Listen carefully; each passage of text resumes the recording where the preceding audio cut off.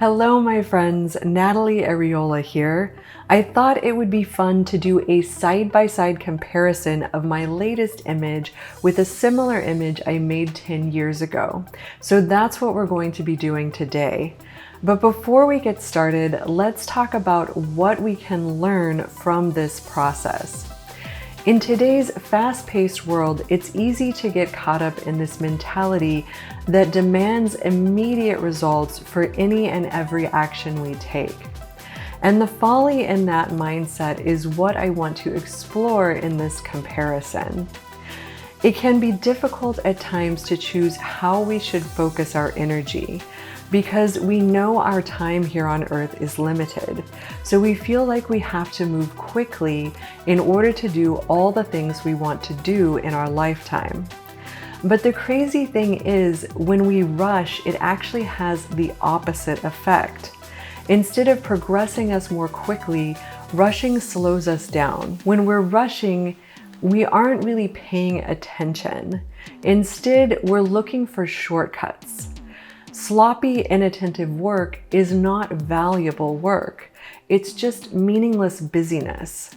For example, with photography, when we first start out, we don't want to wait to be good at it. We want to magically be amazing right off the bat. Sometimes this causes us to ignore truly learning our craft. We don't want to take the time to learn the processes and develop the skills required to be good at what we do. But the longer we avoid learning these things, the longer we go without significant improvement. It's only when we slow down and evaluate our strengths and weaknesses that we can begin taking steps to develop our skills. And developing those skills takes time. It doesn't matter if you're a genius or a natural or whatever you want to call it. It's going to require a lot of time and a lot of hard work to master your craft. The reason I'm showing you this comparison is so you can see how vital this process is, and so you can put things in perspective in terms of the importance of valuable work. In other words, work that is designed to expand your knowledge and skill set so that you become a better artist. These two images were made 10 years apart, almost to the day. As you can see, they are very similar in content.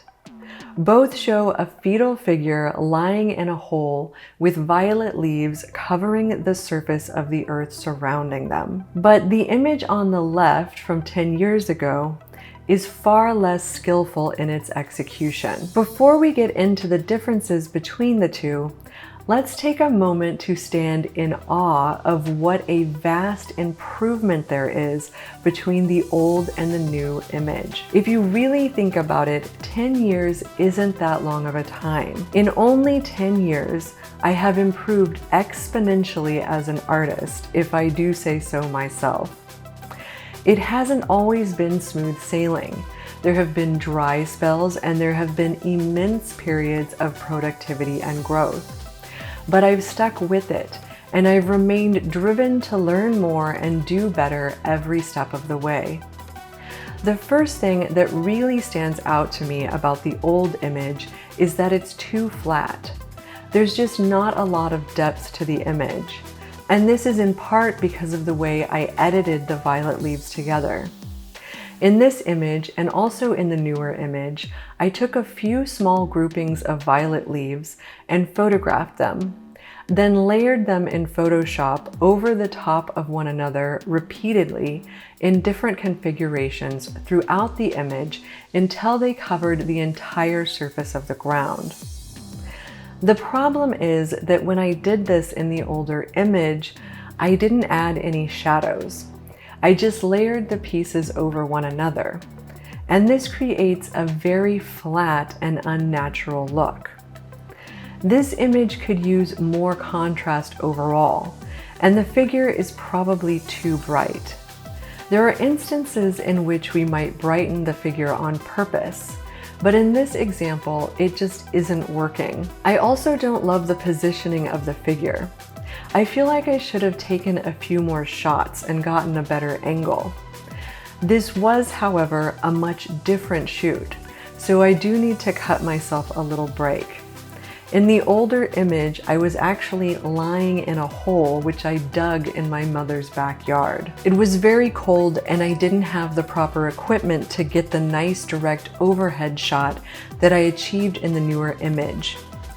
In the newer image, I did add shadows when layering the violets, which gives it a lot more depth. I also shot the entire image, except for the hole, in my studio under the exact same lighting conditions and with the same camera position, so that everything looks uniform and like it belongs together in the same space. I also started with a more fully developed idea of what I was trying to communicate in the newer image, which lends to its visual impact. In this image, I was attempting to make the hole and the figure look like an eye. This is why I added the green moss underneath the figure. I wanted it to look a bit like the iris and the figure the pupil. I made sure to add shadows to the figure and the moss beneath it as well, and to shade the hole in such a way as to give it a greater sense of depth. All of these improvements, not to mention those in density and color, give the newer image its polished look and visual appeal. I couldn't have made the image on the right 10 years ago. The idea was there, but I didn't yet have the skills I needed to nail the execution. Sometimes when we bring an idea to fruition, it works. Other times it doesn't, and others it rests somewhere in between. This is probably the most common result. Is the old image a failure? I wouldn't say that it was.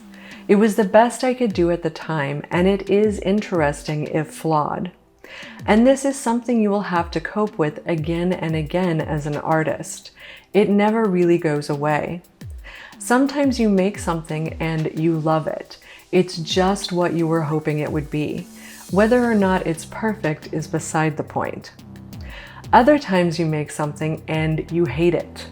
Most of the time you make something and you feel like it's just okay. Just making the work is the first and most important step in growing as an artist.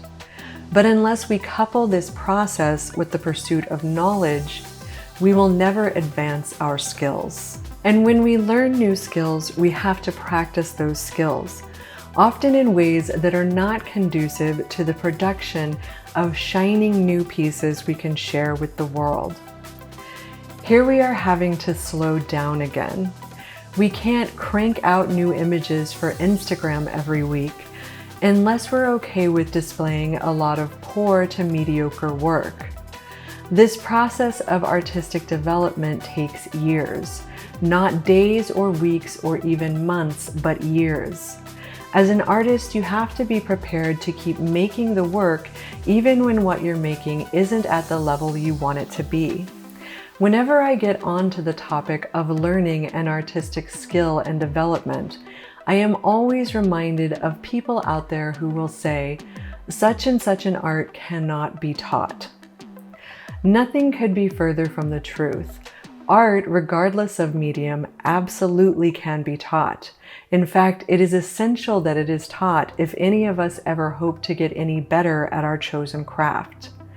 But there is something that cannot be taught, and it is something that every truly great artist must possess.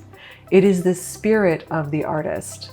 An artist is someone who is fascinated by life and interested in exploring the human condition, and in doing so with honesty and the courage to examine even the most troubling of realities.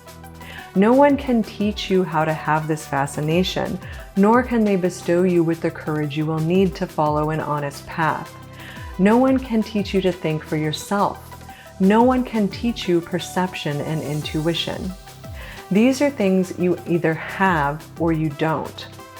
But even if you do have them, you will also require patience.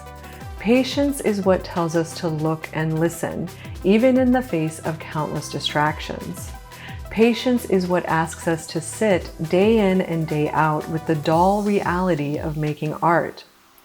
Patience is what urges us to gift ourselves with the time we need to become the artist we truly wish to be. Thank you for joining me today, and I hope you found this discussion valuable. I would love to hear your thoughts in the comments.